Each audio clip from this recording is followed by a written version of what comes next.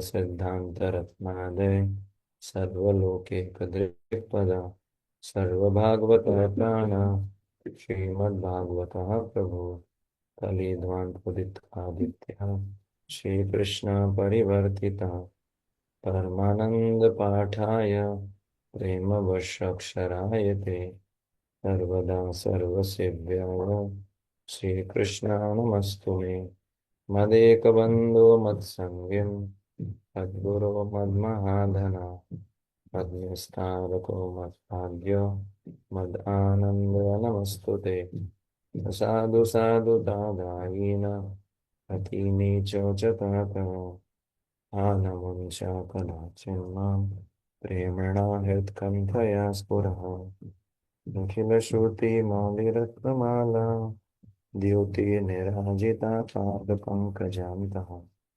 हरिमुक्तकुले उपास्यमानां परितास्त्वं हरिणां संश्रयामि नीलाचलनिवासाय नित्याय परमात्मने बलभद्रसुभद्राभ्यां जगन्नाथाय ते नमः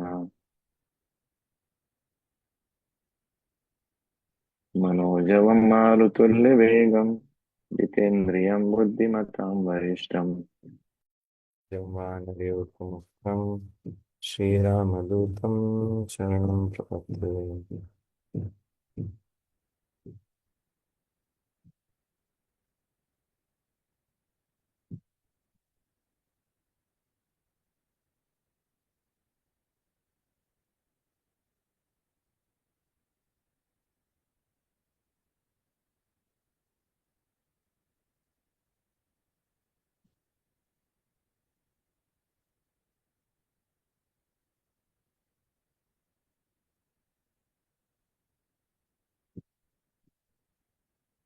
हरे कृष्ण।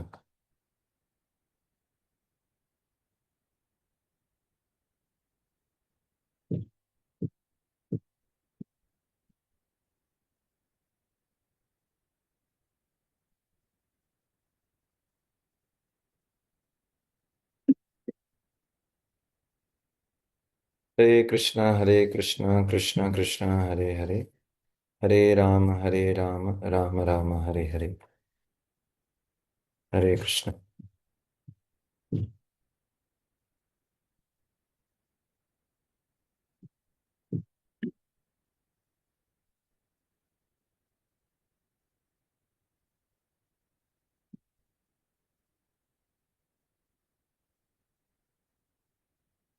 तो पिछली बार हम चर्चा कर रहे थे, हम तात्पर्य पढ़ रहे थे। अभी हम पहला स्कंद भागवत का पहला अध्याय और श्लोक क्रमांक पहला 1.1.1 पे चर्चा कर रहे थे।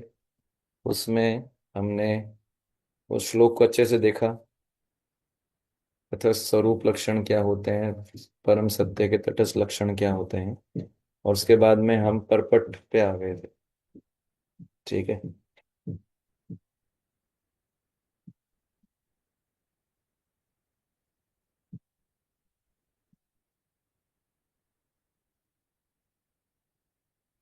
ठीक है। तो जो हम तात्पर्य पढ़ रहे थे प्रथम श्लोक का, उसमें हम आगे चलेंगे। लास्ट टाइम हमने कहाँ तक किया था? पैराग्राफ 5 तक कर दिया प्रभु जी। नहीं, टॉपिक क्या था? टॉपिक में गायत्री मंत्र के बारे में आपने बताया था, उसके बाद आगे का पैराग्राफ शुरू करना है। गायत्री मंत्र के सफल जाप के लिए मनुष्य में ब्राह्मण जैसे गुणों का समावेश होना चाहिए। हम्म।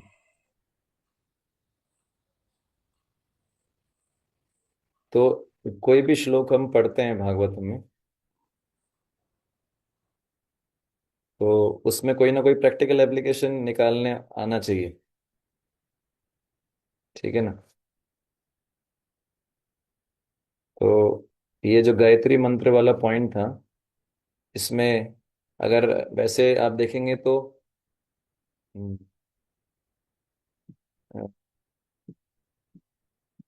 परमात्मा संदर्भ में जीव गोस्वामी जी जो हैं, आप में से कोई ब्राह्मण दीक्षित नहीं है ना अभी यहाँ पर? हम्म। तो परमात्मा संदर्भ के अंदर जीव गोस्वामी जो है वो गायत्री मंत्र और इस श्लोक को रिलेट करते हैं। गायत्री मंत्र में बहुत सारे मंत्र होते हैं, उसमें से एक मंत्र है उसको बोलते हैं ब्रह्म गायत्री मंत्र। ठीक है, जिसको लोग बजाते रहते हैं उसको ब्रह्म गायत्री मंत्र बोलते हैं।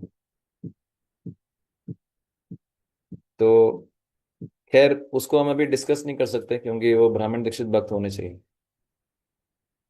ठीक है ना। तो उन्होंने क्या किया, अब मेरा वो बुक ला के देंगे मोटे में।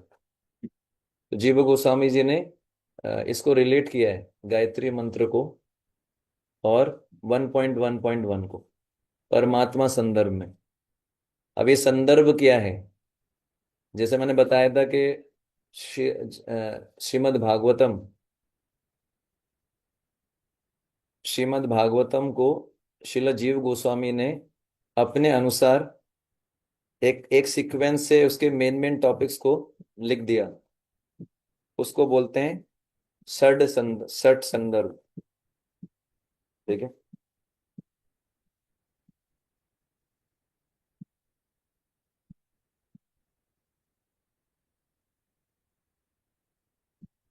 तो जीव गोस्वामी जी ने 6 संदर्भ लिखे। उसमें संदर्भ है क्या, बेसिकली भागवतम को श्रील जीव गोस्वामी ने अपनी समझ से अपने अनुसार उसके टॉपिक्स को डिवाइड करके पूरे भागवतम को 6 संदर्भों में लिख दिया था। उसको बोलते हैं षट संदर्भ। ठीक है। तो षट संदर्भ जो है उसमें भागवतम के ही टॉपिक्स हैं, और पर जीव गोस्वामी ने इसको बहुत विस्तार से चीजें लिखी हैं। तो षट संदर्भ कौन से हैं? षट संदर्भ जो है वो बताया जाता है जैसे तत्व संदर्भ, भागवत संदर्भ, परमात्मा संदर्भ, कृष्ण संदर्भ, भक्ति संदर्भ और प्रीति संदर्भ। ये 6 संदर्भ है। तो ये क्या है, बेसिकली षट संदर्भ जो है भागवतम ही है, जो शिला जीव गोस्वामी जी ने अपने समझ के अनुसार भागवतम को मेन मेन टॉपिक्स में डिवाइड कर दिया है। पूरा भागवतम को अच्छे से एक्सप्लेन किया है बहुत सारे, जैसे मैंने बताया आपको कि कृष्णस्तु भगवान स्वयं, उस श्लोक पे शिला जीव गोस्वामी ने 100 पेज की कमेंट्री लिखी है। तो उसमें अलग अलग जगह से प्रूफ जो है प्रमाण लेके बताया है। तो वैसे ही फिर जीव गोस्वामी को संतुष्टि नहीं हुई। जीव गोस्वामी को लगा कि मैंने भागवतम को उसके नेचुरल सीक्वेंस से नहीं लिखा। तो जीव गोस्वामी ने एक और संदर्भ लिखा, उसको बोला गया क्रम संदर्भ।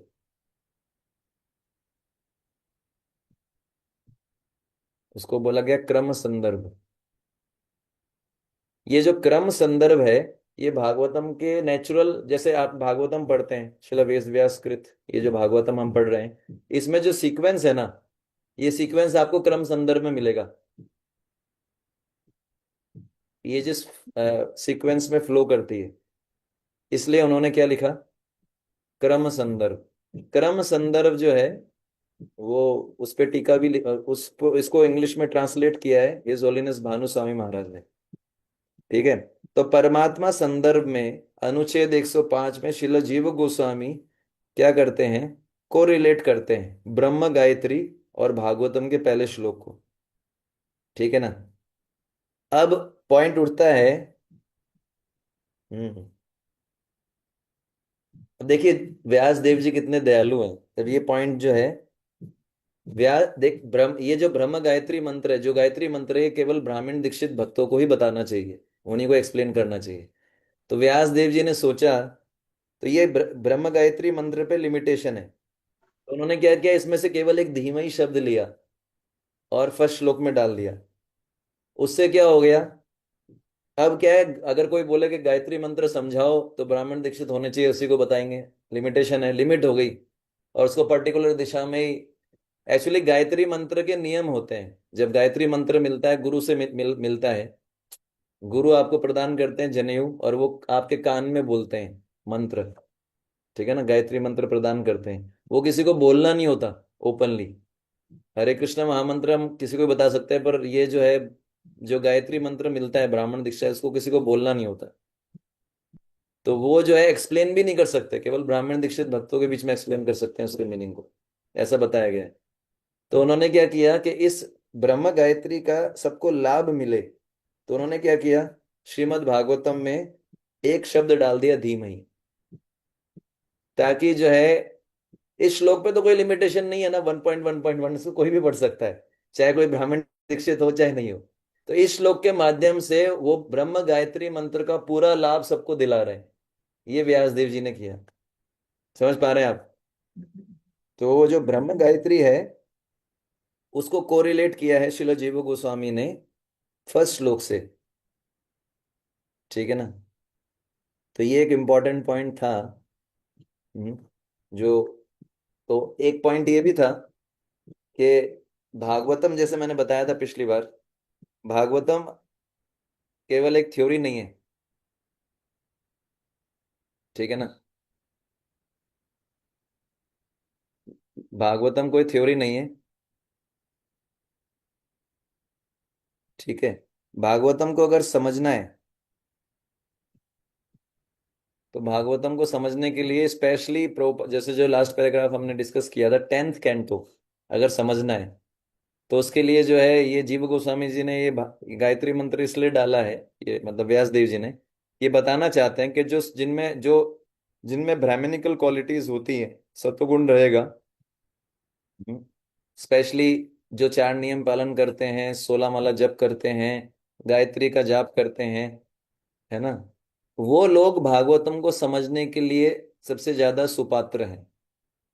क्योंकि भागवतम में कोई थ्योरी नहीं है कि बस इसको पढ़ लिया, कैसे भी पढ़ लिया, नहीं, वो समझ में तब आएगी, स्पेशली जो गुह्य विषय हैं श्रीमद् भागवतम के 10th कैंटो, ये वही व्यक्ति अच्छे से समझ सकता है जो नियम से 16 माला जप करता है, चार नियम पालन करता है, गायत्री मंत्र जाप करता है, गुरु के आज्ञा का पालन करता है। तो शास्त्र जो है, ऐसा नहीं कि हम शास्त्र ले आएंगे, पढ़ लेंगे, समझ लेंगे, नहीं, वेदे गाए, नहीं, क्या है वो वेदों का ज्ञान जो है वो रिवील होता है, वेदों का ज्ञान रिवील होता है जितना हम गुरु के आज्ञा का पालन करते हैं। ऐसा नहीं है, वरना कोई जो है इंडिपेंडेंट कोई भी बुक किताब लेके, ये कोई ओपन इंजीनियर क्या बोलते हैं, ओपन यूनिवर्सिटी एग्जाम नहीं, जैसे आजकल 10th के एग्जाम होते हैं, 10th का ओपन स्कूलिंग कर लो, टीचर की आवश्यकता नहीं है। तो ये वैसा नहीं है, आप समझ गए। तो अगर आप चाहते हैं, अगर हम सब चाहते हैं भागवतम को समझना, तो हमको जो है रेगुलेटिव प्रिंसिपल्स का, चार नियम का अच्छे से पालन करना पड़ेगा, 16 माला को ठीक ठीक प्रकार से नाम जप करना पड़ेगा, ठीक है ना। समझ में आ रहा है आपको? और इसके अलावा जो ब्राह्मण दीक्षित भक्त है, इनको समय पे गायत्री करनी पड़ेगी, साफ सुथरा रहना पड़ेगा, तब जाके भागवतम को और अधिक अच्छे से समझ पाएगा वो। तो ये हम इससे एक एप्लीकेशन पॉइंट निकाल सकते हैं कि हमको क्या करना है, अपने साधना में दृढ़ रहना है। हम्म, तो उससे और अच्छे समझ पाएंगे, ये प्रैक्टिकल पॉइंट है।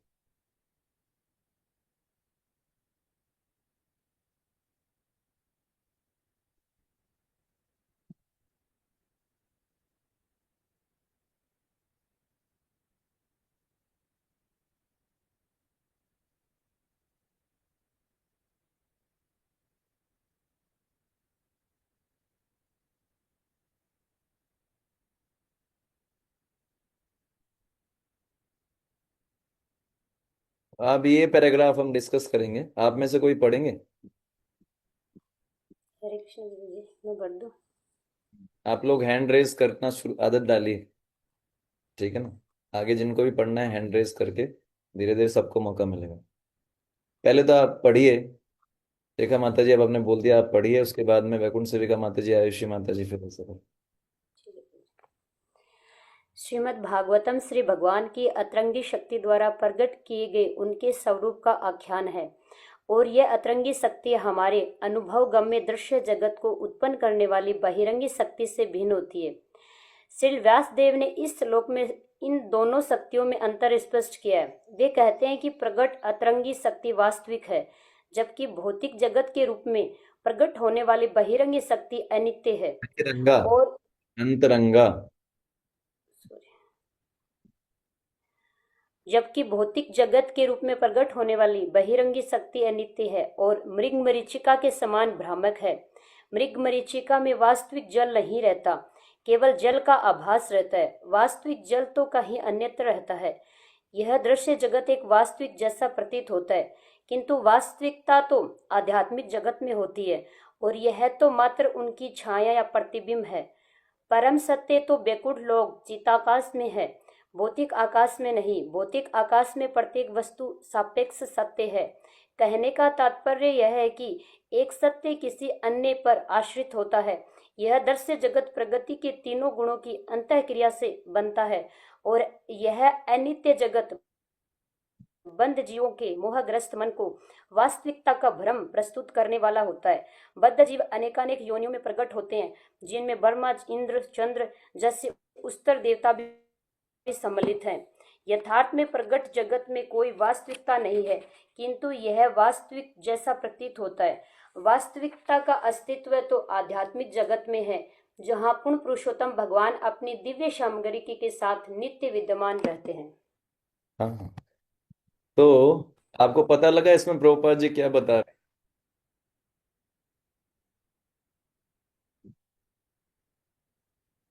इस पैराग्राफ में प्रभुपाद जी कौन सा चीज को जो है स्पेसिफिकली किस चीज को बता रहे हैं?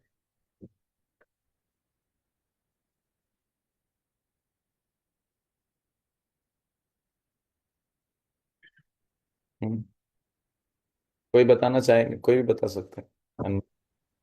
हरे कृष्ण प्रभु जी, धामना स्वयं। हम्म। धामना स्वेना। हम्म। एक मिनट।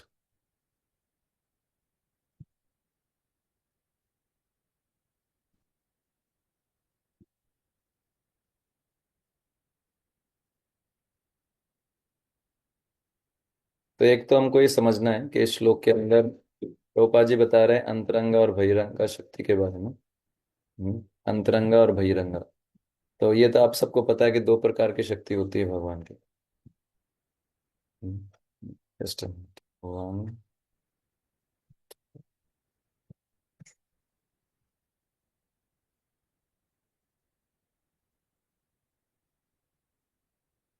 यस।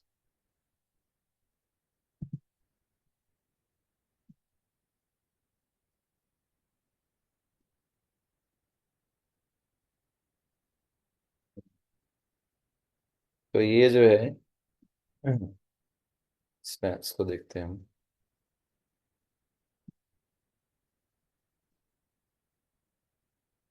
ये 6 नंबर पैराग्राफ है।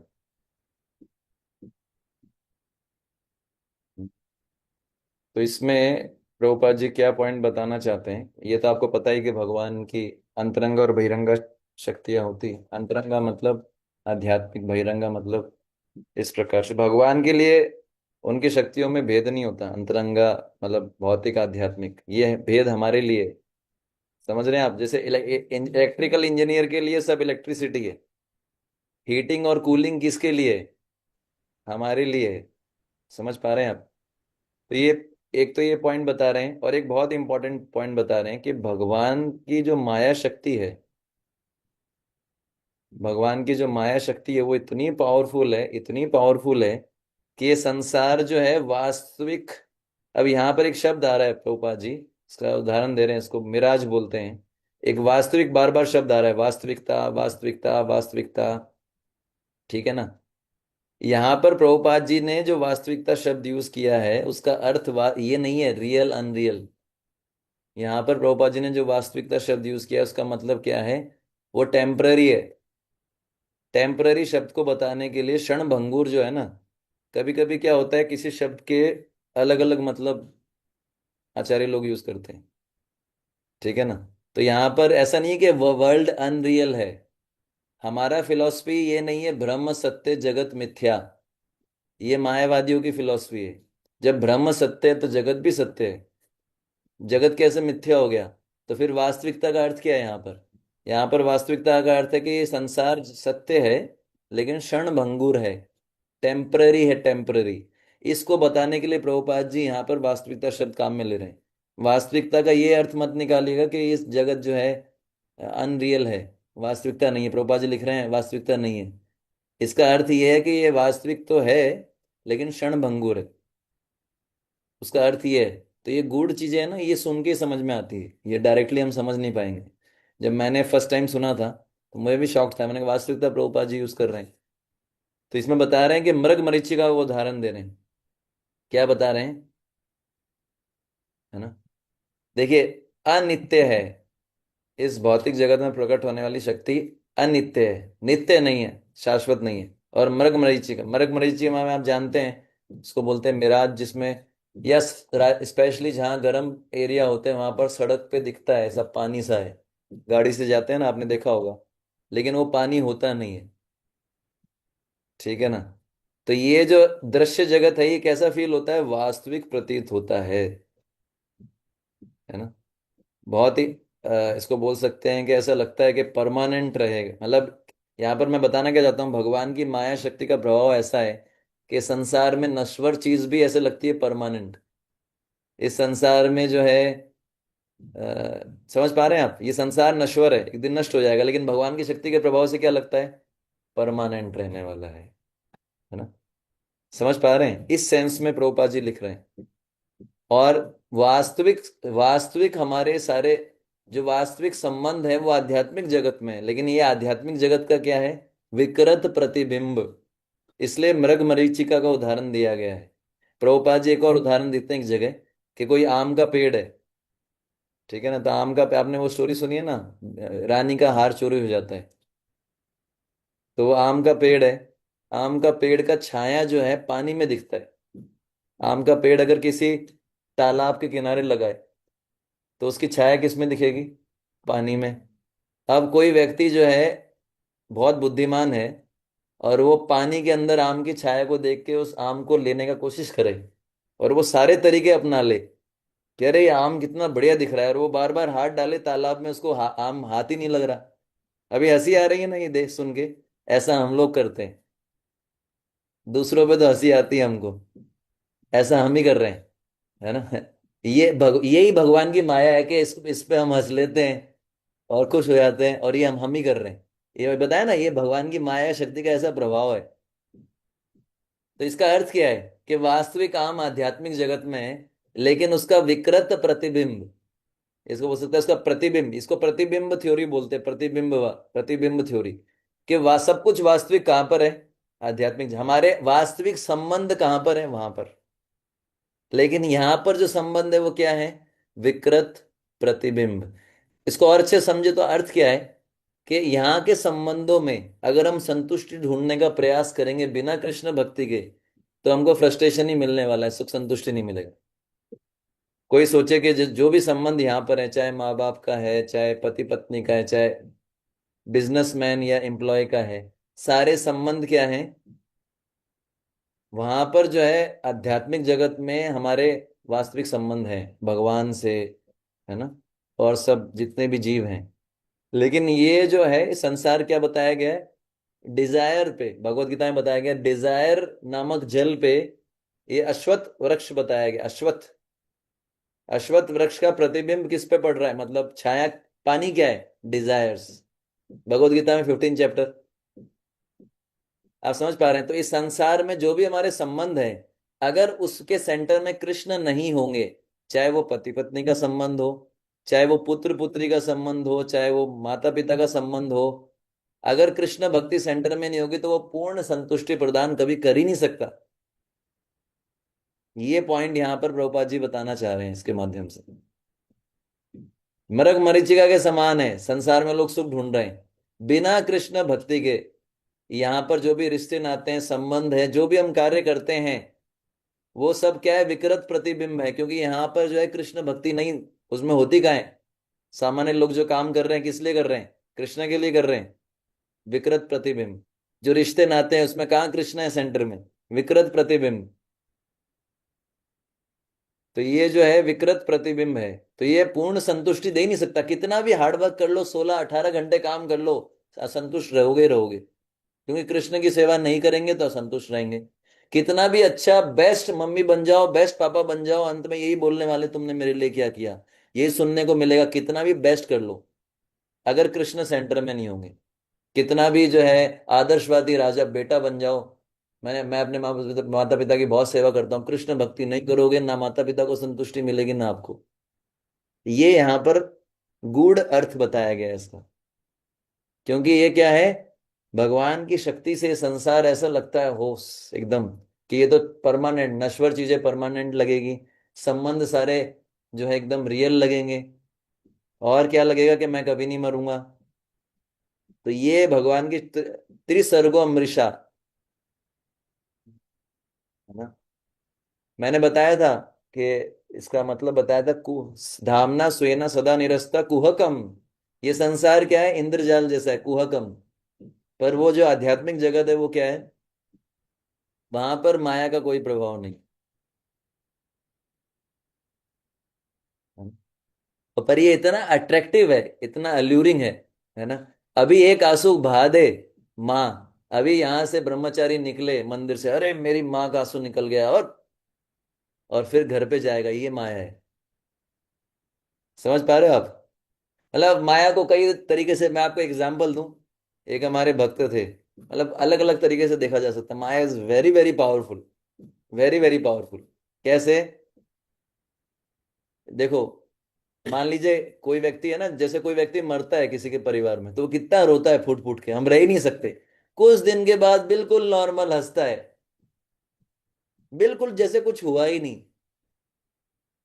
आप समझ पा रहे हैं, कहाँ गया वो दुख, कहाँ गया वो दुख। सबके लिए आप सोचिए ना, खुद सोचिए माया कैसी है, खतरनाक है। उस समय इतना रुलाएगी, मेरी मम्मी मेरे पापा, और उसके बाद वो कुछ समय बाद वो भूल जाता है। जब तक पत्नी नहीं आती मम्मी बहुत अच्छी लगती है। ये नेचुरल थ्योरी बता रहा हूं मैं। पत्नी के आने के बाद मम्मी तो ऐसा ही होता है, माया घुमाती रहती है। Maya is very very powerful. आप समझ पा रहे हैं ना। आपने वो स्टोरी तो सुनी है नारद मुनि की, उन्होंने बोला मेरे को आपकी माया देखनी है, भगवान ने दिखाई ना, कितनी खतरनाक माया दिखाई।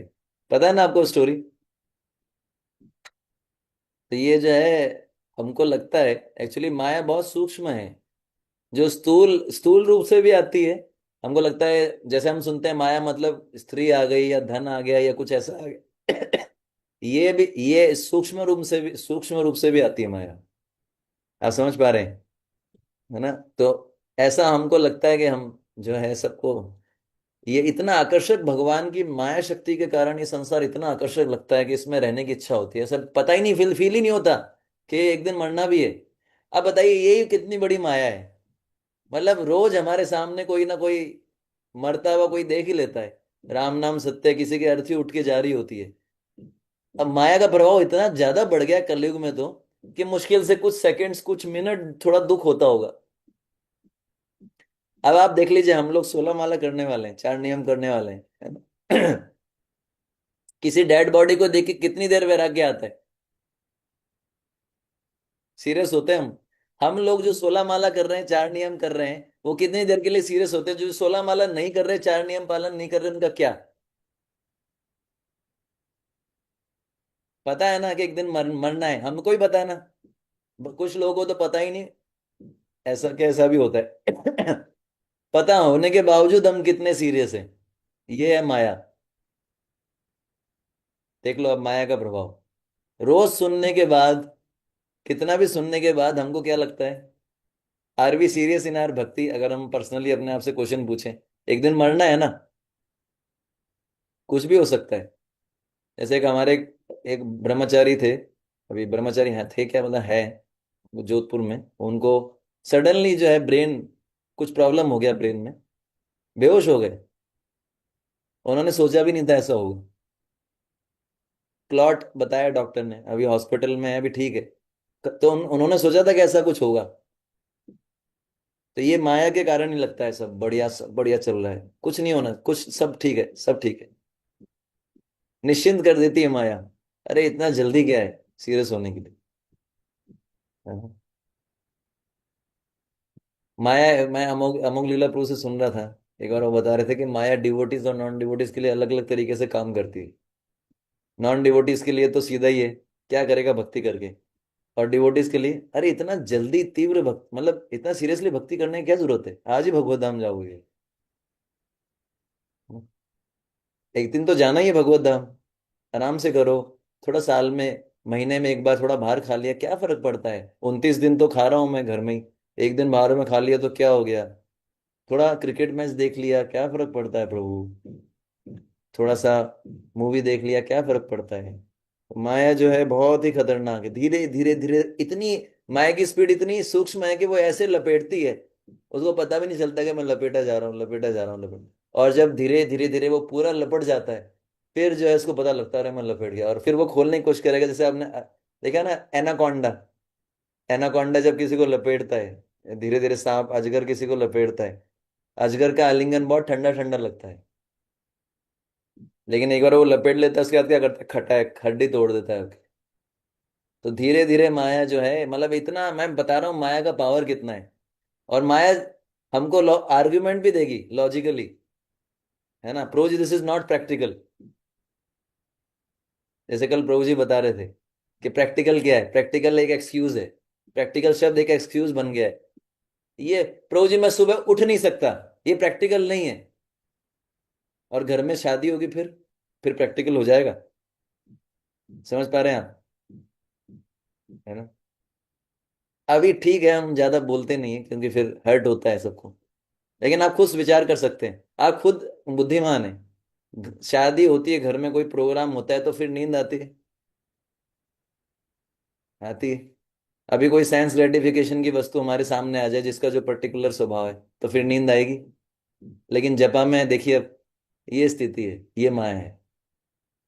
तो इसलिए गिड़गिड़ाना, मतलब मेरा पॉइंट ये था कि माया जो है इतना पावरफुल है, भगवान की पावर भैया। जो बच रखा है इसलिए बच रखा है क्योंकि कृपा है, पक्का कृपा है तब बच रखे हैं। डेली हम एग्जिस्ट कर रहे, एक दूसरे को देख पा रहे हैं ना, कि ये प्रभु जी जिंदा है अभी भक्ति में। इसका मतलब भगवान की कृपा और भक्तों की कृपा है, ये प्रभुपाद जी की कृपा है। मैं कल सुन रहा था, तो प्रभुपाद जी ने एक बार बोला, एक कोई, हाँ, एक भक्त बता रहे थे, प्रभुपाद जी ने एक बार डिवोटीज को बोला चलो बीच पे चलते हैं। तो एक डिवोटीज ने बोला प्रभु वहां तो प्रभुपाद वहां तो स्त्री और पुरुष नग्न होंगे। नग्न, बीच तो आप जानते हैं ना। तो प्रभुपाद जी ने बोला, नग्न, बोले वहां प्रभुपाद जी चलना ठीक नहीं है। प्रभुपाद जी ने बोला क्यों ठीक नहीं है, प्रचार करेंगे उनको। तो प्रभुपाद जी गए, ठीक है ना। जाने के आने के बाद आए प्रभुपाद जी और भगवान के सामने प्रणाम कर रहे हैं और प्रार्थना कर रहे हैं। तो भक्त लोग कंफ्यूज हो गए, हाँ? तो प्रभुपाद जी से पूछा, बोला प्रभुपाद आप माया से कैसे बचे, आपने सुना होगा ये पास्ट टाइम। तो प्रभुपाद जी ने बोला, प्रभुपाद आप तो बोलते हो कि माया बहुत खतरनाक है ना, फिर आप ये भी बोलते हो कि मैं एक किक से माया को भगा दूंगा, ऐसा कैसे, हम समझ नहीं पा रहे। तो प्रभुपाद जी ने बोला कि मैं माया से इसलिए भैया, हम माया से इसलिए बच सकते, माया से कैसे बचा जाए, कुल मिला के प्रभुपाद जी ने बोला कि आपको प्रार्थना करना पड़ेगा भगवान से। तो प्रभुपाद जी जब प्रोग्राम से आए तो प्रभुपाद जी प्रार्थना कर रहे थे भगवान के सामने। आप समझ रहे हैं। तो ये जो है, ये भगवान की पावर इतनी खतरनाक है, माया शक्ति। अब जब नारद मुनि को ही नहीं बख्शा, बताइए शिव जी, शिव जी ने बोला मेरे को आपको मोहिनी रूप देखना है, भगवान ने वार्निंग भी दिया था, मत देखो भाई मत देखो। नहीं बोले, नहीं नहीं। हाँ खैर शिव जी का तो एक अलग पॉइंट है, शिव जी महान वैष्णव है, लेकिन पॉइंट ये था कि शिव जी जैसे भी ब्रह्मा जी भी मोहित हो गए। आप सोचिए, आप ब्रह्म विमोहन लीला, इंद्र विमोहित हो जाते हैं, है ना, बड़े बड़े, है ना, सूर्या, बड़े बड़े सूरी लोग। तो हम कैसे और माया भी भगवान की शक्ति ना, तो भगवान की शक्ति तो पावरफुल तो होगी, आप कैसे सोच सकते हैं। भगवान की शक्ति बहुत पावरफुल होती है, इससे पार नहीं पाया जा सकता। इसलिए भक्ति विनोद ठाकुर महाराज बोलते हैं, गोपीनाथ, है ना, हमारा भरोसा तुम्ही, मेरा भरोसा आप ही हो, तुम्हारा चरण लोई नु शरण, तुम्हारा किंकोरा आमी। तो आप समझ पा रहे हैं मतलब कितना जैसे वो उदाहरण महाराज से सुना था मैंने कि एक व्यक्ति है ना, किसी कोई इस्कॉन के डिवोटी होते हैं, लाइफ मेंबर के घर पे जाते हैं, तो नॉक करते हैं। हैं, उन्होंने वो देखा नहीं होता, वार्निंग।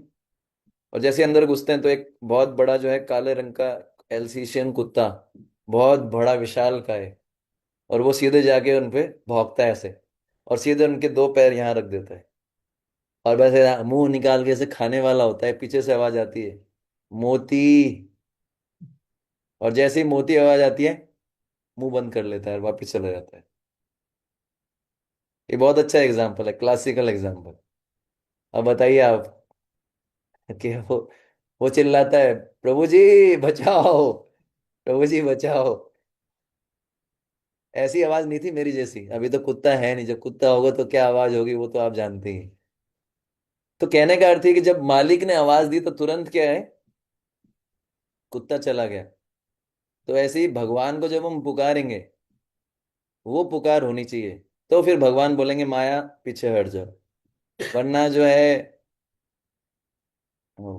बड़े बड़े लोग जो है माया के चक्कर में आ जाते हैं। तो इसलिए माया इतनी पावरफुल है, भगवान की शक्ति है ना, इसलिए ये मैं बता रहा था आप लोग। इसको और भी प्रकार से जो है समझा जा सकता है, हम आगे चलते हैं। तो इसलिए जो है भगवान से प्रार्थना करके रहना चाहिए और माया से डरना चाहिए। ये स्वस्थ आध्यात्मिक साधक के लक्षण है कि वो माया से डरता है, ऐसा नहीं माया के साथ फ्लर्ट करता है। याद है ना कि ये 5 कैटेगरी ऑफ साधक बताया था हमने, याद है किसी को 5 कैटेगरी कौन कौन सी थी? 5 कैटेगरीज ऑफ साधकास।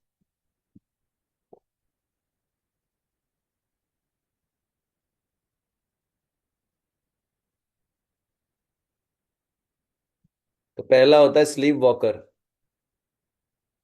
नींद में उठ के चलने वाला, है ना, वो जानबूझ के माया के पास जाता है। ये तो बड़ी स्वादिष्ट है माया, टेस्टी है, थोड़ा टेस्ट करके देखते हैं।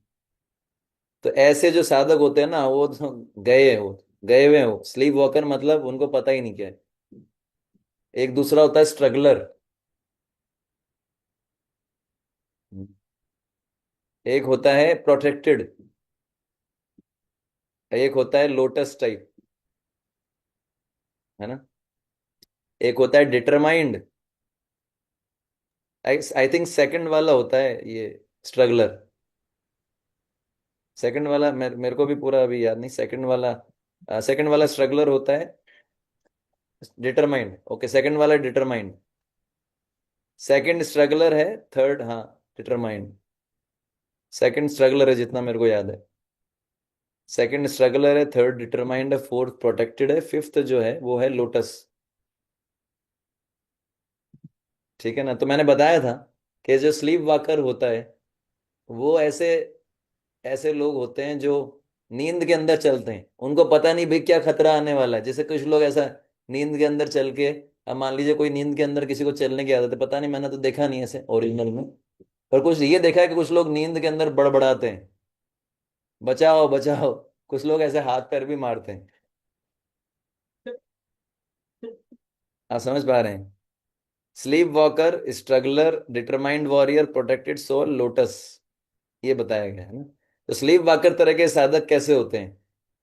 देखो, इसमें हम इस क्लास में ऐसा नियम नहीं रखेंगे कि इतनी क्लास में ही श्लोक खत्म हो जाना चाहिए। जब तक श्लोक चलता रहेगा, जब तक चलता रहेगा, ये फ्री फ्लोइंग क्लास है। ऐसा नहीं कि आज के दिन एक श्लोक कंप्लीट करना है, वो आप खुद कर लेना, ठीक है ना। ये फ्री फ्लोइंग क्लास है, फ्री फ्लोइंग मतलब समझ रहे हैं ना, जैसे नमक फ्री फ्लो होता है। तो स्लीप वॉकर टाइप के ये जो होते हैं ना, ये बड़ा इंपॉर्टेंट, इससे भी बहुत सारी चीजें सीख सकते हैं। नींद में चलने वाले साधक, तो ये बड़े इंटरेस्टिंग होते हैं। इनको पता नहीं होता कि आगे क्या खतरा आ सकता है आध्यात्मिक जीवन में। इनको पता नहीं होता कि माया कैसी होती है। इनको पता नहीं होता कि अगर मैं थोड़ा भी केयरलेस रहा तो क्या नुकसान हो सकता है। इनको पता नहीं होता अगर मैंने थोड़ी भी गलती की, सावधानी हटी।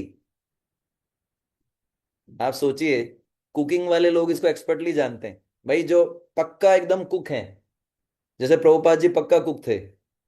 अब जो एक्सपर्ट कुक है ना, अगर आपने थोड़ी भी छौंक आगे पीछे लगाई, थोड़ा भी लेट कर दिया तो जीरा जल जाएगा।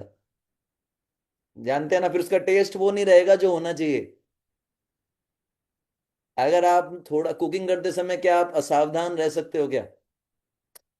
ऐसे ही गाड़ी चला रहे हो, थोड़ा भी असावधान रहे। ऐसा हुआ था एक बार, कुछ डिवोटीज जा रहे थे, और जो डिवोटी गाड़ी चला रहा था वो रात को कम सोया था, तो उसको झपकी लगी और गाड़ी पलट गई, और डिवोटीज के हाथ पैर टूट गए। बस एक झपकी से क्या हो सकता है आप देखिए, इसको मैं भौतिक तरीके से बता रहा हूँ इसको, है ना। एक झपकी लगी और वो गाड़ी जो है सामने कुछ ऐसा कुछ हुआ कि वो गाड़ी पूरी पलट गई। पूरी पलट गई तो जो डिवोटी उनके साथ बैठे थे, सबके जो है फ्रैक्चर हो गया। आप देख लो, अब आप समझ पा रहे हैं आप? तो स्लीप वाकर जो होते हैं, ये अपने आप से माया की तरफ जाते हैं। इनमें बहुत रजोगुण तमोगुण होता है, उनको पता नहीं होता क्या राइट है क्या रॉन्ग है। ठीक है ना, समझ पा रहे हैं हम? जैसे उसमें उदाहरण आता है धृतराष्ट्र का, तो हमको ऐसा नहीं करना चाहिए।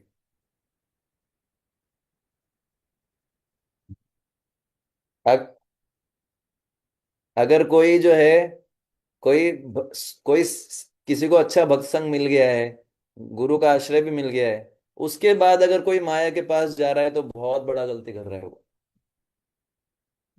जानबूझ के अगर वो ऐसे काम कर रहा है जो भक्ति के विरुद्ध में है, तो उसको बहुत दंड देते हैं भगवान। दंड क्या मिलते हैं? टेस्ट नहीं देते उसको। वो माया के पास जाएगा तो उसकी क्या हालत होगी फिर वो जान सकते हैं। इसलिए हमको बहुत केयरफुल रहना चाहिए कि जानबूझ के गलती ना करें। ठीक है, अनजाने में कई बार होता है, वो अलग है। पर जानबूझ के क्या गलती कर सकते हैं? माया के पास जाना छोड़ो, उसको थोड़ा और डिस्कस करते हैं। माया के पास जाना, मैं अगर बहुत डिटेल में डिस्कस करूंगा ना तो आप लोग डिप्रेशन में भी आ सकते हैं, इंक्लूडिंग मी। और सूक्ष्म रूप से चलते हैं माया के पास जाना, मतलब अब बहुत सूक्ष्म है, बहुत सूक्ष्म। उदाहरण के लिए, क्रिकेट मैच देखना दीक्षित होने के बाद माया में फंस रहे हो आप, है ना। बॉलीवुड हॉलीवुड मूवी देखना, माया में फंस रहे हो, क्लियर है। अनटिल अनलेस कि आप कोई बहुत ही उच्च श्रेणी के भक्त हैं और आप उससे लेसन निकाल सकते हैं, आप माया में हैं। अगर आप जल्दी नहीं उठ पाते, अगर आपका स्वास्थ्य खराब नहीं है फिर भी जल्दी नहीं उठ पा रहे, आप माया में हैं सूक्ष्म रूप से। आप माला करते समय आपका मन भटक रहा है, माया में है आप। That is not proper chanting. आप शास्त्र नहीं पढ़ रहे डेली, आप माया में हैं। ठीक है ना। आप रील्स देख रहे हैं मोबाइल पे, आप माया में हैं। ठीक है ना। आप भक्तों में दोष देख रहे हैं, आप माया की चपेट में हैं। आप जरूरत से ज्यादा खा रहे हैं, आप माया में हैं। आप भगवान की सेवा में कहीं भी ढीले पड़ रहे हैं, माया पकड़ रही है। आ, माया सूक्ष्म रूप से पहले अटैक करती है, पहले आपके एटीट्यूड को खराब करेगी। तो क्या लगता है आपको, हम सब माया में हैं कहीं ना कहीं? हम सब हैं। और ये तो, और सूक्ष्म रूप से माया अटैक करती है। और भी कई चीज तरह के उदाहरण है। घर पे भोजन बनाते हैं, उसमें ये भाव आ जाए कि मेरे मेरे स्वाद के लिए बना रहा हूँ, माया, है ना।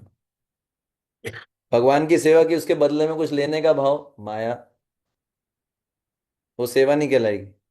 सेवा का अर्थ है निष्कपट, प्रेम पूर्वक, बिना कुछ इच्छा रिटर्न की आशा लिए हुए, वो माया है। समझ में आ रहा है आपको? मतलब कहाँ कहाँ नहीं है माया, ये पूछो आप। हमारे अंदर कहाँ कहाँ नहीं है माया? शायद उत्तर जो है, क्या समझ पा रहे हैं? तो माया कहीं ना कहीं एक्ट कर रही है, बस हमको क्या करना है, अपनी तरफ से एक्स्ट्रा माया के पास नहीं जाना है, ग्रॉस माया के पास, या जानबूझ के ऑलरेडी माया ने पकड़ रखा है और उसके ऊपर कोई, मान लो कोई गलत रील देख ले, उसके अलावा कुछ गलत नियम तोड़ दे, तो गया वो। फिर वो कितना भी रोए, कितना भी चिल्लाए, उसको डोज मिलेगा, पक्की बात है। फिर वो दोष नहीं दे सकता। मतलब अगर आप भक्ति में आए हो, आप 16 माला कर रहे हो, 4 नियम पालन कर रहे हो, आप कैसे जो है पॉन कंटेंट देख सकते हो? अगर आप देख रहे हो उसका मतलब you are not at all devotee.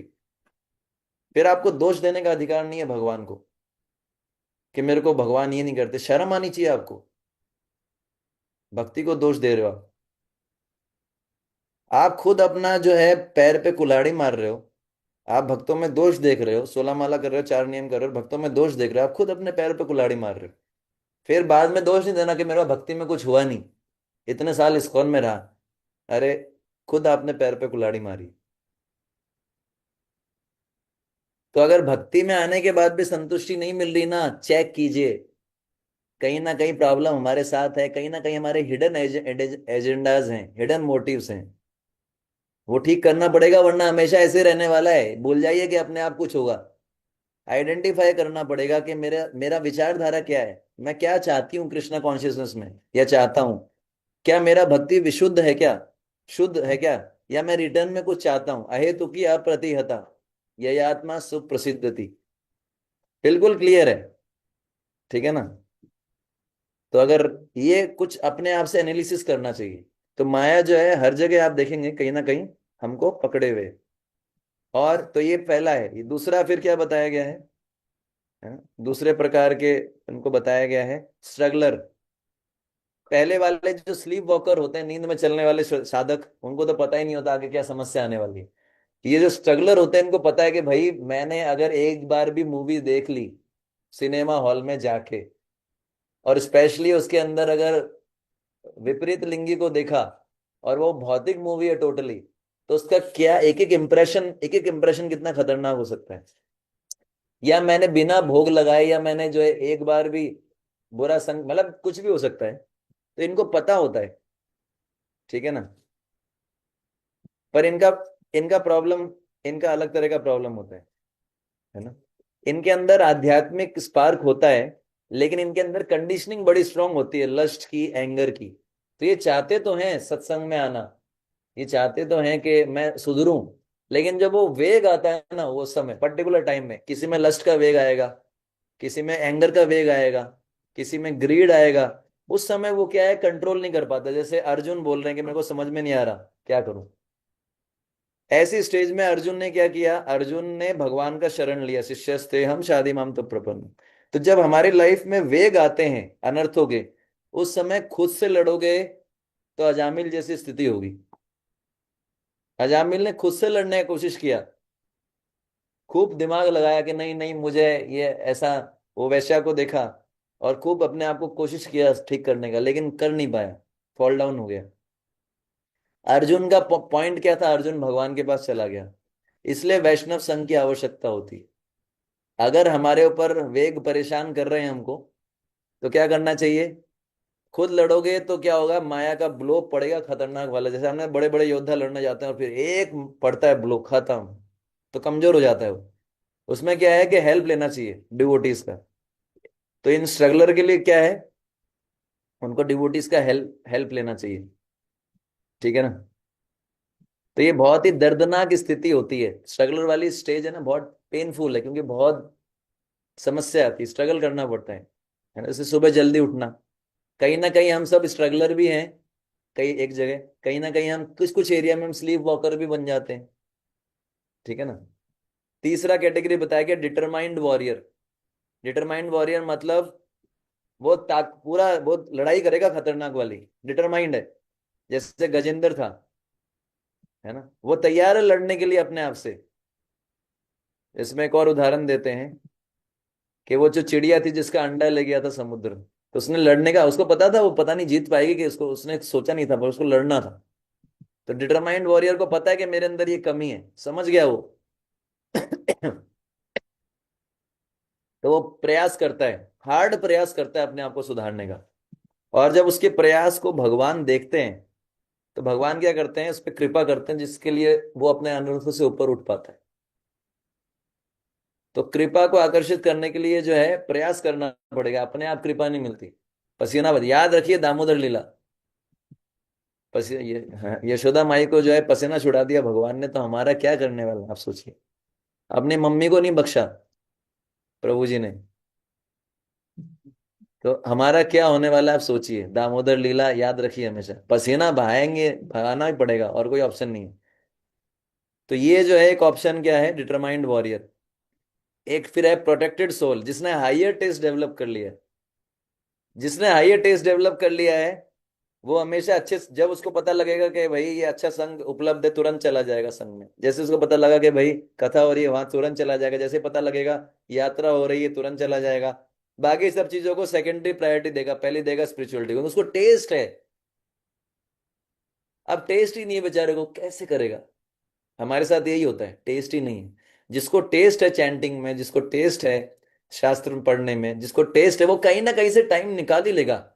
खाना पीना कम कर देगा, अरे मेरे को भाड़ खाना नहीं, नहीं खाऊंगा तो कुछ नहीं होने वाला, मेरे को शास्त्र पढ़ना है, इसके बिना मैं रह नहीं सकता। अच्छा, इसको बताते हैं मीन प्रकार के श्रोता। चार प्रकार के अच्छे श्रोता होते हैं भागवतम के, चार प्रकार के खराब श्रोता भी होते हैं। तो चार अच्छे प्रकार के श्रोता में से एक एक होता है चातक, एक होता है हंस, एक होता है शुक, एक होता है मीन। तो मीन प्रकार के जो श्रोता होते हैं, भागवत पुराण में ये भागवत पुराण के इसमें आता है, चार जो सुनते हैं ना, चार प्रकार के अच्छे श्रोता बताए गए हैं। जिसमें से मीन प्रकार का श्रोता क्या, मछली बिना पानी के रह सकती है, उसको बिना पानी के रखोगे तो तड़प तड़प तड़पेगी। वैसे ही जिसने टेस्ट डेवलप कर लिया है, उसको अगर ऐसे माहौल में रखोगे जहां भागवत नहीं है, जहां पर भक्त संग नहीं है, तो वो उसको अच्छा नहीं लगेगा। उसको तो टेस्ट डेवलप कर लिया उसने। समझ पा रहे हैं आप? जिसको टेस्ट डेवलप कर लिया ना, वो प्रोटेक्टेड है, क्योंकि ये टेस्ट उसको बचाएगा। उसको रुचि मिल गई है, और वो पूरे हृदय के साथ करेगा, और वो खुश रहेगा। जैसे उदाहरण के लिए विभीषण, विभीषण थे लंका में, उनको टेस्ट था। तो रावण ने, रावण को समझाया छोड़ दे छोड़ दे, नहीं माना, रावण को छोड़ दिया। तू यहीं रहे, मैं जा रहा हूं आपको छोड़ के। तो ये टेम्पटेशन को छोड़ना, ये आपको लग रहा है कि हाँ वो तो असुर था, छोड़ दिया, क्या है? हाँ, उसने अपने परिवार को छोड़ा ना। जितना हमारा अपने परिवार से आसक्ति है, उतना विभीषण का भी था। ऐसा नहीं था विभीषण का नहीं था। उसके लिए तो वो भी राक्षस, और ऑफ कोर्स राक्षस बाहर से, हृदय से तो वो भक्त हैं। रावण जो उनका भाई था ना, कैसे छोड़ दिया उन्होंने भाई को? बताओ, हम छोड़ पाते हैं इतनी आसानी से अपने परिवार को? क्योंकि उन्होंने टेस्ट डेवलप कर लिया। तो यह कहने का अर्थ है कि चौथे प्रकार के होते हैं प्रोटेक्टेड सोल, जिन्होंने टेस्ट डेवलप कर लिया। समझ गए? तो ये जो है हमेशा साधु संग में ही रहेंगे, जहां साधु संग मिल गया वहीं चले जाएंगे। जब भी कथा का अवसर मिलेगा बहुत खुश हो जाएंगे। जब भी यात्रा मिलेगा, कोई सेवा मिलेगा, आगे बढ़ के लेंगे। उनको पता है कि भैया इसमें आनंद है, उन्होंने टेस्ट डेवलप कर लिया है ना। और फिर पांचवें प्रकार के हैं ऐसे लोग जो होते हैं ना, ये बुरे लोगों को भी अच्छा बना सकते हैं। हरिदास ठाकुर, है ना। और फिर पांचवें प्रकार के साधक होते हैं, उसको बोलते हैं, है ना, कमल के सदृश। ये शुद्ध भक्त होते हैं, है ना। ये जो है, जैसे कमल बताया गया, कमल जो है कीचड़ में पैदा होता है, लेकिन क्या करता है, सूर्य का संग प्राप्त करके सुगंधि देता है और शहद प्रदान करता है। तो हम्म, बुरे लोगों को अच्छा बनाएगा, वो कोर्ट में आता है। हाँ, प्रोटेक्टेड सोल।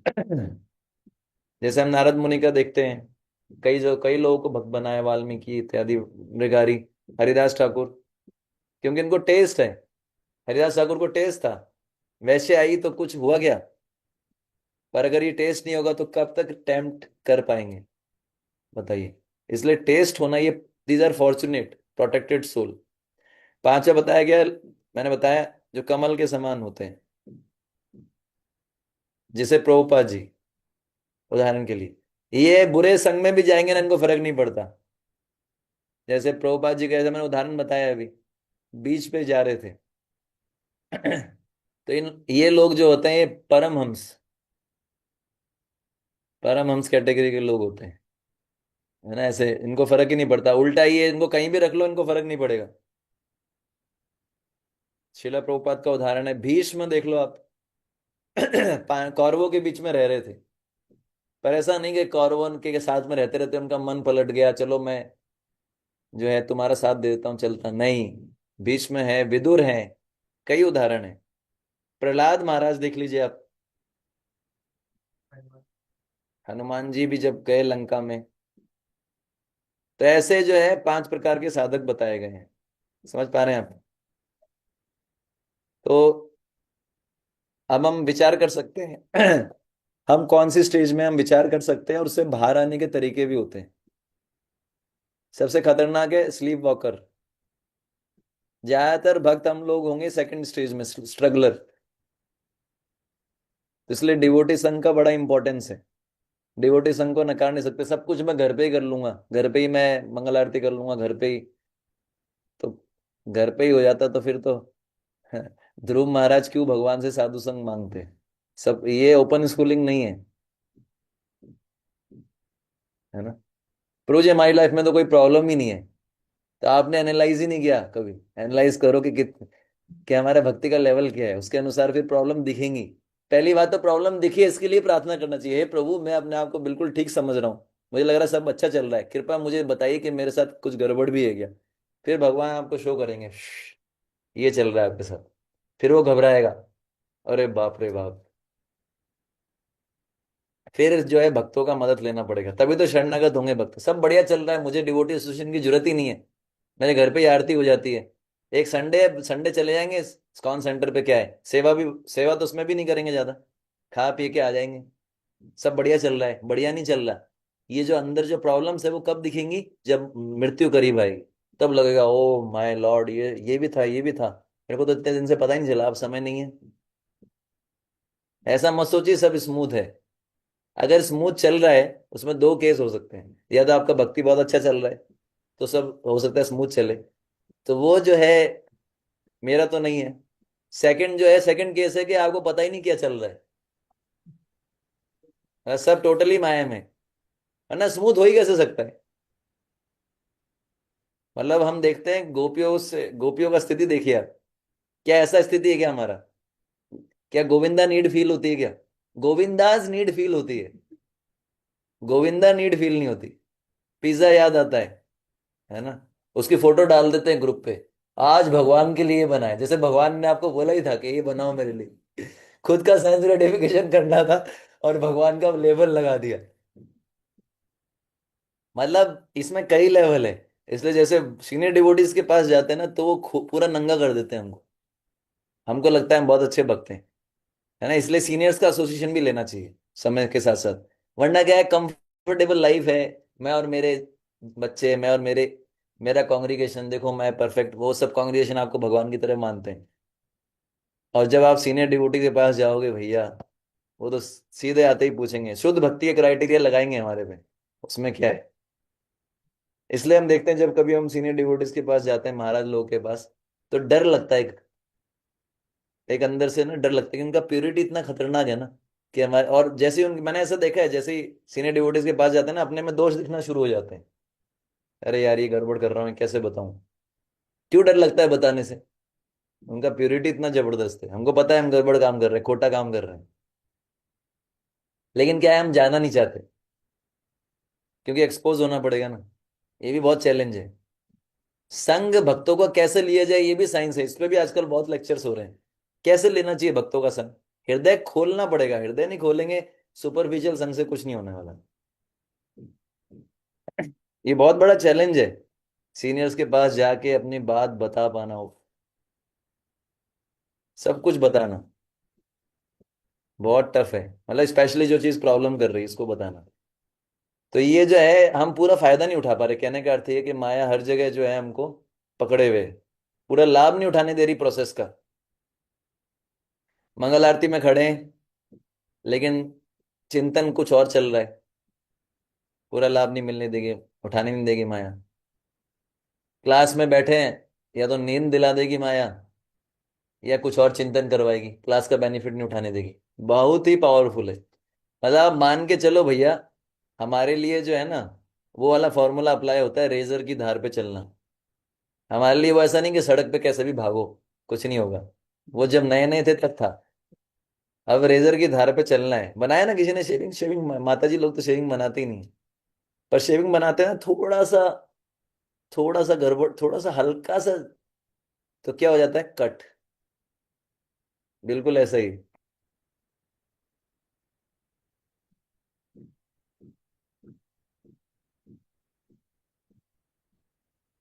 तो मैं ये सब इसलिए बता रहा था, ऐसा नहीं कि मैं माया से फ्री हूँ, मेरे साथ भी वही प्रॉब्लम है, ये हम सबकी प्रॉब्लम है। तो इसलिए जो है गंभीरता से विचार करना चाहिए, कहाँ कहाँ माया, एनालिसिस करना चाहिए, कहाँ कहाँ कमजोर है हम, कहाँ कहाँ माया पकड़ रही है, और फिर भगवान से प्रार्थना करना चाहिए। तो ये जो है माया का पावर है, और भगवान ने सृष्टि इस प्रकार से बनाई है ना। तो ये है, देखिए परम सत्य, परम सत्य की शक्ति इतनी पावरफुल है जो इतना अट्रैक्ट कर रही है, सोचिए आप।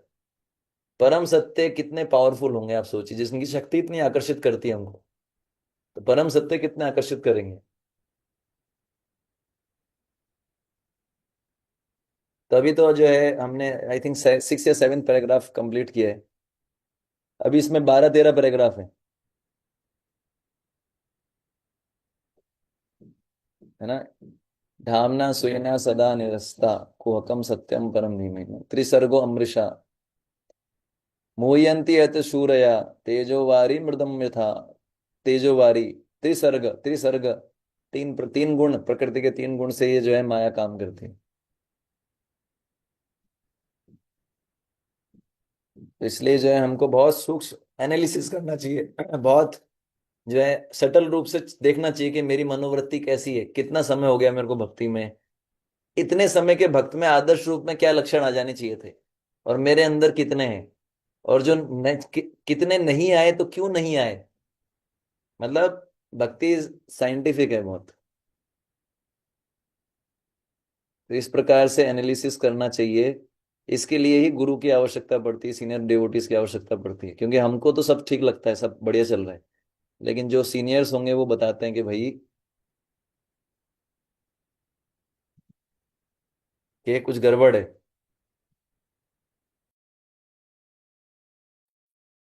ठीक है ना। फिर इसके बाद अगला स्टेप ये आता है, कैसे हम सीनियर्स की राय को ले, कैसे सीनियर्स का बेनिफिट उठाएं। जनरली क्या होता है, जो सीनियर हमको सुधारना चाहते हैं, कुछ सीनियर कभी कभी जो है कुछ डांट देते हैं, तो हम उनके पास भी नहीं जाना चाहते, जैसे मैं, अरे भैया खतरनाक है, दूर ही रहो। तो उसमें एक फायदा ये है कि आपको डांट नहीं सुनने को मिलेगी, लेकिन नुकसान क्या होगा कि अंदर की जो कमियां ना वो कोई बताएगा नहीं, फिर धीरे धीरे जब लास्ट टाइम पे क्या होगा, जब अरे क्यों नहीं बताया, हम तो आपके गाइडेंस में थे, हम तो आपका नाम भी यूज करते थे एज अ काउंसलर, केवल नाम ही यूज करते थे प्रभु आप, दूसरों में बताने के लिए देखो हम इनके काउंसलिंग है। लेकिन कहाँ आपने बेनिफिट, कब कब आप आके बैठे, कब आपने चर्चा किया, कब जो है इंस्ट्रक्शंस को अच्छे से फॉलो करने का प्रयास किया। मतलब मेरे कहने का अर्थ है कि हमारे सबके साथ ही है, मैं ऐसा नहीं बोल रहा आपको किसी को पॉइंट कर रहा हूँ, लेकिन मतलब हमको बेनिफिट उठाना चाहिए कि माया क्या है, बहुत अंदर तक विराजमान है। इसलिए कुछ समय निकाल के टोटली जो है वरिष्ठ भक्तों के पास जाना चाहिए, उनकी सेवा करनी चाहिए। और अपनी अपने दिमाग, कल बता रहे थे प्रभु जी, बता रहे थे मतलब कैसा जो है हिज ग्रेस मोहन रूपा प्रभु के बारे में बता रहे थे प्रभु जी, कि उनको गुरु महाराज ने, परम पूज्य गोपाल कृष्ण गोस्वामी महाराज ने बोला, एक भक्त थे वो बड़े परेशान हो रहे थे प्रभु जी से, तो महाराज ने बोला इनको टाइम दो।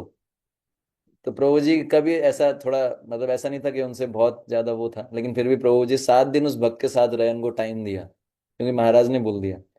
मतलब ये बड़ी इंटरेस्टिंग चीज है कि सिंपल होना चाहिए, जब गुरु जी कुछ बोल दे तो भले ही आपके पास बहुत दिमाग है, लेकिन इसके लिए कितना सिंपलिसिटी चाहिए, गुरु जी ने बोल दिया ऐसा कर रहे हैं ऐसे ही करेंगे, दैट्स ऑल, बस यही है। ये इतना आसान गुण नहीं है, बहुत बहुत जो है, वैसे तो सिंपल है ये, जैसा गुरु जी बोल दे वैसा, लेकिन ये फिर भी आसान नहीं है, क्योंकि हम लोग सब काफी, हम में से काफी डिवोटीज जी ने अनुभव किया कि प्रभु जी सिंपल इंस्ट्रक्शन है लेकिन फॉलो ही नहीं कर पाते, क्योंकि हम सिंपल नहीं है, हम अपना दिमाग लगाते हैं। तो इस तरीके से जो है बहुत सारी चीजें हैं जिनको हम देख सकते हैं, मतलब ये मेरे पे भी अप्लाई होती है, ऐसा नहीं मैं आपको बोल रहा हूँ, तो ऐसा मत समझिए, मतलब हमको देखना पड़ेगा कि हम कहाँ कहाँ चीज़ों को सुधार सकते हैं। तो इसलिए जो है ये चीज़ है, मतलब इस जब आप पढ़ते हैं ना कोई भी परपट, तो उसको इस ऐसे पढ़ना चाहिए डिटेल में, कि जब बुक रीडिंग करते हैं ना, तो हमको जल्दी जल्दी नहीं पढ़ना चाहिए, एक लाइन पढ़ो उसको मनन करो गंभीरता से। जैसे यहाँ पर हमने माया का डिस्कशन किया, इसमें कितने सारे पॉइंट्स निकल गए, एक से दूसरा पॉइंट रिलेट हुआ, दूसरे से तीसरा। तो रीडिंग में टेस्ट कैसे आता है, ऐसे ही आता है जब हम किताब लेके बैठेंगे, धीरे धीरे प्रेयरफुल रीडिंग करेंगे, एक लाइन पढ़ा, 2 लाइन पढ़ा, उसको मनन करेंगे, अरे ये ऐसा बोल रहे हैं प्रभुपाद जी, प्रभुपाद जी आपको पर्सनली बोल रहे हूँ, तो मेरी लाइफ में ऐसा कहाँ चल रहा है, कैसे इंप्रूव करूँ। तो फिर ऐसी रीडिंग बोरिंग नहीं लगती। वरना कि आप किताब खोल के बैठे हैं, पढ़ रहे हैं, आपकी आंखें बंद हो रही है, नींद आ रही है आपको, तो बोरिंग क्यों लगती है? क्योंकि हम कनेक्ट ही नहीं कर पा रहे, क्योंकि हम मनन नहीं करते। पता नहीं, अदरवाइज रीडिंग बहुत इंटरेस्टिंग है। और भी पॉइंट निकाले जा सकते हैं, तो आप इस तरीके से इसको पढ़िए, ठीक है ना। हरे कृष्णा कृष्णा कृष्णा हरे हरे, हरे राम राम राम हरे हरे। शील प्रभुपाद की जय। हाँ प्रभु। कुछ ऐसे दोस्त देखने का टेक्निक, मतलब ऐसे प्रवृत्ति ये दोष मतलब। देखने का प्रवृत्ति, हाँ। हाँ, मतलब इसमें ये प्रॉब्लम आता है कि मतलब कोई सीनियर से अगर कोई निंदा सुन लिया किसी कोई की, सीनियर से कोई निंदा सुन ली किसी दूसरे भक्त की, दूसरे ठीक है। वहाँ पे और रेस्पेक्ट नहीं आता। उस भक्त पे और रिस्पेक्ट नहीं आता, ये बिल्कुल प्रैक्टिकल प्रॉब्लम मेरे साथ भी होता था।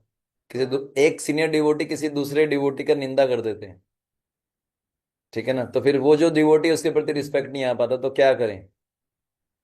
तो इसमें क्या है, दोनों का ही ट्रेनिंग हो रहा है, सीनियर्स का भी ट्रेनिंग हो रहा है, जूनियर्स का भी हो रहा है ना। तो एक बार राधे श्याम प्रभु बता रहे थे कि कवि चंद्र महाराज आए हुए थे, तो एक डिवोटी ने बोला कि महाराज ये डिवोटी बहुत ही जो है एग्रेसिव है। नहीं, वो वाले क्या, जो चंद्रमौली महाराज। तो चंद्रमौली महाराज ने बोला, ऐसे मत बोलो कि डिवोटी बहुत ज्यादा एग्रेसिव, ऐसे बोलो कि क्षत्रिय वैष्णव है।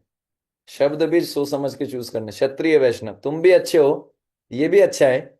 जैसे हम सेवा के रिगार्डिंग कई बार बोलना पड़ता है कि ये भक्त गड़बड़ कर रहे हैं, ठीक नहीं कर रहे, ठीक नहीं है ये।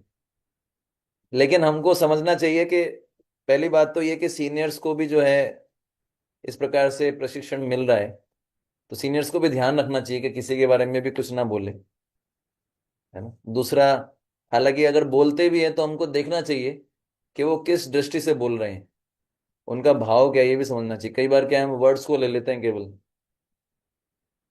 स्पेशली स्पेशली जो मैनेजिंग पोस्ट पे होते हैं, उनको दोष देखना उनका कर्तव्य है। तो वो देखते हैं कई बार दोष, तो उनको देख के हम भी सोचते हैं ये वैसा ही है डिवोटी। तो जब जब तक कोई रिस्पॉन्सिबल पोस्ट पे नहीं है, तब तक उसको दोष नहीं देखना चाहिए। अगर आप एक दोष देखते हो तो फिर 5 गुण भी देखो। वैसे तो बोला गया दोष खुद में देखना चाहिए। इसी इसी से एक्चुअली होता है, नेचुरल है कि हमको उसके प्रति रिस्पेक्ट कम हो जाता है। लेकिन अगर हम गुण देखने का अभ्यास करें तो दिक्कत नहीं आएगा। जैसे आपको एक दोष दिख रहा है, आप कुछ पॉजिटिव चीज भी देख सकते हैं। हर डिवोटी के अंदर कुछ ना कुछ भगवान ने क्वालिटी दी है। और दूसरा क्या है, ये भी विचार करना चाहिए, अगर मैं दोष देखूंगा तो मेरे अंदर दोष आएगा। और जो सबसे ज्यादा इफेक्ट करता है, चैंटिंग। मतलब सबसे अच्छा तरीका क्या है दोष देखने से बचने के लिए, जैसे ही आपको दोष दिखे आप समझ लो कि माया आपकी चैंटिंग खराब करना चाहती है। अब आपने इतना मेहनत करके चैंटिंग में आप किसी लेवल पे पहुंचे, क्या आप इतनी आसानी से माया को दे दोगे चैंटिंग अपना? और दोष देख के मिलने क्या वाला है?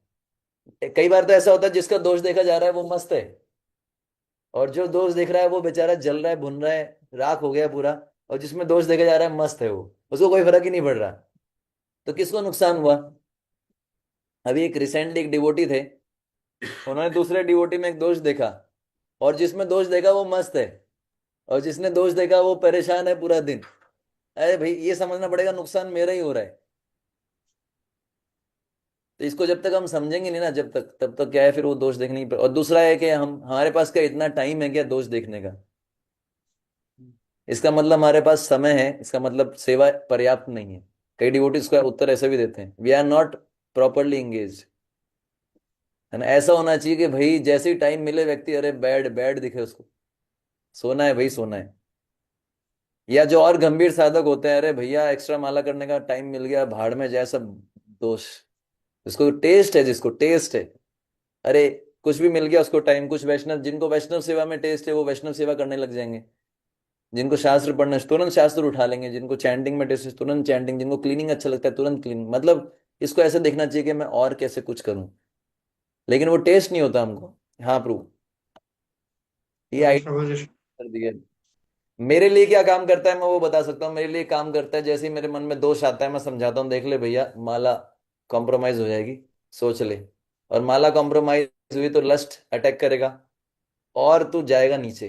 तब क्या अच्छा है, दोष देखना छोड़ना अच्छा है, ये तो फिर मन समझ जाता है। हालांकि फिर भी कई बार देखता हूं मैं, लेकिन मैंने देखा है कि माला जितना अच्छा करना है उसके लिए बिल्कुल छोड़ना पड़ेगा, बिल्कुल, अनटिल अनलेस आप अथॉरिटी हो। हाँ, हराधन प्रभु। हरे कृष्ण प्रभु जी, शारदा प्रणाम। हरे कृष्णा प्रभु जी। प्रभु जी, जैसे जैसे कोई जूनियर डिवोटी कोई पोस्ट पे है, और ठीक है, वो भगवान का सेवा के लिए उनको पोस्ट मिला है, उनको सेवा करना थोड़ा बहुत आता है, प्रयास कर रहा है, हाँ। और शिक्षा गुरु का सानिध्य में वो सेवा कर रहा है, और कोई सीनियर डिवोटी वो बोले तुम इस तरीके से सेवा कर रहे हो, तुम ऐसे कर रहे हो, तो तुम्हारा सेवा भगवान स्वीकार ही नहीं करेगा। तो इस तरीके से अगर कोई बोले, तो फिर वो साधक किस तरीके से अपने आप को मतलब अपराध करने से बचाए, और वो कैसे समझे, उसको तो समझ रहा ही नहीं, मैं तो ठीक ही कर रहा हूँ, और वो फिर उस मतलब वो सीनियर डिवोटी को वो किस तरीके से समझे, नहीं वो सही बोल रहा है या क्या कर रहा है, फिर वो पहली मतलब बात, कैसे अगर प्यूरिफाई सामने, माने। अगर कोई सीनियर डिवोटी है और वो गुस्से में है तो उस समय कुछ मत बोलो। सबसे पहली चीज तो उसको सुन लो। ठीक है, सुन लिया। सुन लिया, उसके बाद जब जो है, क्योंकि अगर आपने उस समय कुछ बोल दिया तो सामने वाला और गुस्सा हो जाएगा। और फिर ठीक है। जो है, बाद में कभी उससे पूछना चाहिए कि आपने ऐसा बोला, इसका क्या कारण था। जब वो ठंडा हो, उससे पूछना चाहिए आपको क्या लगा, क्यों आपने ऐसा बोला। तो वो बताएंगे मैंने इसलिए बोला क्योंकि आपने जो है, आप ठीक से हाथ नहीं धोते, आप ठीक से भोग नहीं लगाते। तो फिर जो है आप बताओ, देखो ये रीजन था जिसके कारण। कई बार क्या होता है, कई बार ये हो सकता है कि वो जो बोल रहे हैं वो सही भी हो, कई बार ये भी हो सकता है कि वो अपनी दृष्टि से देख रहे हो। दोनों ही चीज ठीक है, दोनों ही चीज हो सकती है। तो अगर वो सही बोल रहे हैं और आपको लग रहा है कि आप और अच्छा कर सकते थे, लेकिन आपने थोड़ा सा गड़बड़ किया जानबूझ के, तो उसको स्वीकार कर लेना चाहिए। अगर आपको लग रहा है कि आपने अपना बेस्ट प्रयास किया, लेकिन फिर भी जो है वो आपको लग रहा है कि वो अनावश्यक गलती निकाल रहे हैं, तो उस समय कुछ मत बोलो। और बाद में जाके उनको थोड़ा चर्चा कर सकते हैं कि आपने ऐसा बोला, फिर बता सकते हैं कि मैंने ऐसा ऐसा ऐसा किया, मेरा मंतव्य ये था। तो कोई कुछ भी बोलता है, अगर वो आपकी सेवा, आप उनका फीडबैक ले लो। और अगर वो आपकी, देखिए अब बहुत सारे लोग बहुत कुछ बोलेंगे, ठीक है ना। नहीं, जैसे किसी चीज का, जैसे मेरे साथ में है, मेरे को इतना घुमा के प्रश्न करना तो आता नहीं है। हाँ, मैं तो समझ मैं गया। मैं पार्टिकुलर कोई चीज डाल रहा था, तो मैं ऐसे कुछ डाल रहा था, तो इसका उनका विरुद्ध नहीं था वो, ठीक है। इसका उनका विरुद्ध नहीं है वो। मैं बड़ा टेम्पल में भी देखा, वो डालते बा यूज करते हैं।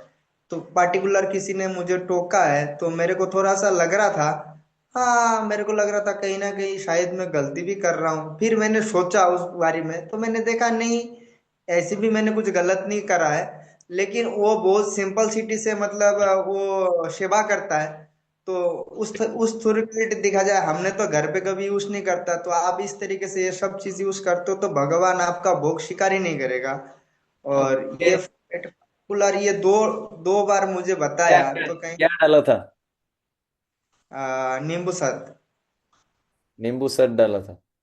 हाँ तो नींबू सत डालते तो है नींबू साथ। क्यों, मैं नींबू पानी बनाने के लिए गया था, जब वैष्णव महाराज जी का जब दीक्षा का जब वो हुआ, प्रोग्राम हुआ है जोधपुर में, तब नींबू था नहीं, तो नींबू साथ डाल के नींबू पानी पिलाया, कहीं 30-40 जने को पिला दिया। तो यहाँ पार्टिकुलर किसी प्रसाद में थोड़ा 2-4 बूंद खट्टाई के लिए डाला जाता है, तो वो डाला, तो तो उन्होंने इस अगर तरीके वो से। अगर वो सही है तो उस समय कुछ मत बोलो, उनको सुन लो और उनकी बात को सीरियसली नहीं लेना। सिंपल। ठीक। ठीक है ना। सबकी नहीं सुन सकते, जो आपकी सेवा अथॉरिटी है उन्होंने कुछ बोल दिया, दैट्स फाइनल। और अगर आप वो वैलिड चीज है और जगह यूज हो रही है तो उनको, वो कई बार हमारा अधिकार नहीं होता फिर भी हम बोलते हैं। तो इसलिए मैंने बताया सीनियर्स को भी ट्रेनिंग मिल रही है। अगर सीनियर को कुछ दोष दिख रहा है तो उनको पहले देखना चाहिए, मतलब हमको बोलने से पहले सोचना चाहिए कि भाई मैं जो बोल रहा हूँ वो ठीक तो बोल रहा हूँ, मेरे शब्द तो ठीक है। ये कुछ चीजें होती हैं। तो इसलिए हर किसी की, हर कोई कुछ भी बोलता है, कोई भक्त कुछ बोल रहे हैं कुछ भी, उसको सुन लो। और आपको लग रहा है कि आपने इस्कॉन, जैसे आप बता रहे हो कि वहां पर डाला था, तो कोई प्रॉब्लम नहीं है, उसको ज्यादा सीरियसली लेना नहीं। समझ गए ना। सबको सीरियसली नहीं ले सकते। कोई बोलेगा बुक डिस्ट्रीब्यूशन करो, कोई बोलेगा टेम्पल बनाओ, है ना। तो आपको ये समझना है कि भाई आपके अथॉरिटी जो बोल रहे हैं वो आप कर रहे हो कि नहीं कर रहे हो। वो कर रहे हो तो ठीक है, बाकी सबकी बहुत सारी अपेक्षाएं रहती है, उसको सुन लो और गर्दन हिला देना चाहिए, हाँ ठीक है, बस। बाकी उसको सीरियसली नहीं लेना बहुत ज्यादा। हरे कृष्णा प्रभु जी, आपने बताया कि भक्तों से हेल्प लेना चाहिए अगर प्रॉब्लम में हो, पर जब तक हेल्प मांगते हैं तब उस दिन प्रोटेक्ट हो जाते हैं, नहीं मांगते तो उसी दिन फॉल डाउन हो जाता है। पर डेली डेली हेल्प कैसे मैंने, ऐसा लगता है कि उनका टाइम वेस्ट कर रहे हैं या बर्डन बन रहे हैं। How to come out in such, हम इतने माया में हैं कि प्रे करना भी भूल जाते हैं क्योंकि फेथ ही नहीं है। तो उसमें पॉइंट ये है कि आप डेली डेली हेल्प चाहिए, इसका हेल्प मिल रही है, इसका मतलब आप जो है थोड़ा सा आपको स्पून फीडिंग हो रहा है। डेली डेली अगर हेल्प चाहिए, तो आपको एक चीज समझना पड़ेगा कि इसमें बहुत सारे केसेस हैं, जब तक पूरा केस नहीं पता लगेगा। तो इसमें पॉइंट ये है, देखिए एक चीज आपको समझनी पड़ेगी, भक्त लोग हेल्प करने के लिए रेडी रहते हैं, पर अगर कभी भक्त अवेलेबल ना हो तो उन्होंने जो इंस्ट्रक्शन दिए हैं आपको पहले, उसको गंभीरता से पालन कीजिए। आप समझ पा रहे हैं। हमको सबको पता होता है कि क्या करना चाहिए, लेकिन हम कर नहीं पाते, प्रॉब्लम ये है। तो ऐसे केस में जब जब जब जहां जहां भक्तों की हेल्प मिल जाए, हेल्प ले लेनी चाहिए, पर यह भी समझना चाहिए कि अपना प्लेन खुद ही उड़ाना पड़ेगा। आपने बताया कि फेथ ही नहीं है। फेथ, फेथ ऐसा नहीं है फेथ नहीं है, फेथ है लेकिन कमजोर है। तो फेथ को स्ट्रांग बनाना पड़ेगा। स्ट्रांग कैसे बनता है फेथ? ठीक से जप करके, श्रवण कीर्तन करके, जो आपके मन में डाउट्स है वो क्लियर करना पड़ेगा, बाहर निकालना पड़ेगा। डाउट्स जो है वो फेथ कमजोर करते हैं, और ऐसी प्रैक्टिसेस बंद करनी पड़ेगी जो आपका फेथ तोड़ती हैं। जैसे मान लो एक तरफ तो मैं चैंटिंग कर रहा हूँ, और एक तरफ जो है मैं जो है ऐसी प्रैक्टिस कर रहा हूँ जो मेरा भक्ति के विरुद्ध है, तो उससे आपका फेथ नष्ट होगा। तो आपको पहले आइडेंटिफाई करना पड़ेगा, आपका फेथ नहीं है ऐसी बात नहीं है, फेथ है तभी तो आप जप कर रहे हो, पर कमजोर है, वीक है। फेथ स्ट्रांग कैसे होता है? स्ट्रांग डिवोटीज का संग लेके, उनसे सुन के, आपके डाउट्स क्लियर करके, और जब कुछ चीज बोली जाती है उसको ठीक से समझना चाहिए, उसको लिख लेना चाहिए बार बार वो, क्योंकि हो सकता है बार बार ना समझ बता पाए, उसको रिकॉर्ड कर लो, उसको लिख के रख लो। बहुत सारी चीजें हैं। और जब तक आप स्ट्रगल करोगे ना, ये बात ध्यान रखना, भगवान आपको गिरने नहीं देंगे। जब तक आप हाथ पैर मारोगे आप डूबोगे नहीं। जैसे ही आपने हाथ पैर मारना छोड़ दिया, तो ये तो सिंपल है, God help those who help themselves. मतलब प्रोसेस भगवान ने दिया है, ये प्रोसेस, प्रयास करना मतलब आप चाहते हो कि मैं बचूं। अगर आप प्रयास ही नहीं कर रहे हो तो मतलब आप नहीं चाहते मैं बचूं। जब तक आप प्रयास करोगे भगवान गिरने नहीं देंगे, ठीक है ना। तो फेथ को स्ट्रांग कैसे करें? अच्छे से पढ़िए शास्त्र, अच्छे से सुनिए डिवोटीज से, जो डाउट्स हैं जो आपको रोकते हैं डिवोटीज पे विश्वास करने से, जो आपके चैंटिंग में डाउट्स हैं, चैंटिंग प्रोसेस में, उसको क्लियर कीजिए, खुल के बताइए, है ना। एक डिवोटी से टाइम नहीं मिल रहा, किसी दूसरे सीनियर डिवोटी के पास जाइए, उनसे टाइम नहीं मिल रहा किसी से। पर एक चीज समझनी पड़ेगी कि रोज रोज हर डिवोटी बहुत सारा टाइम नहीं दे पाएंगे। तो इसलिए आपको जो इंस्ट्रक्शंस मिलते हैं ना, इंस्ट्रक्शंस उसको समझिए अच्छे से, उसको अप्लाई कीजिए। हो सकता है पहले दिन अप्लाई नहीं कर पाए, इसमें कमी हो रहा है, उसको अप्लाई करेंगे, और अपना बुद्धि भी लगाना पड़ेगा थोड़ा इंस्ट्रक्शंस को अप्लाई करने में। इसलिए शास्त्र का समझ भी होना चाहिए इस तरीके से। हाँ प्रभु, आप क्या पूछ रहे हैं?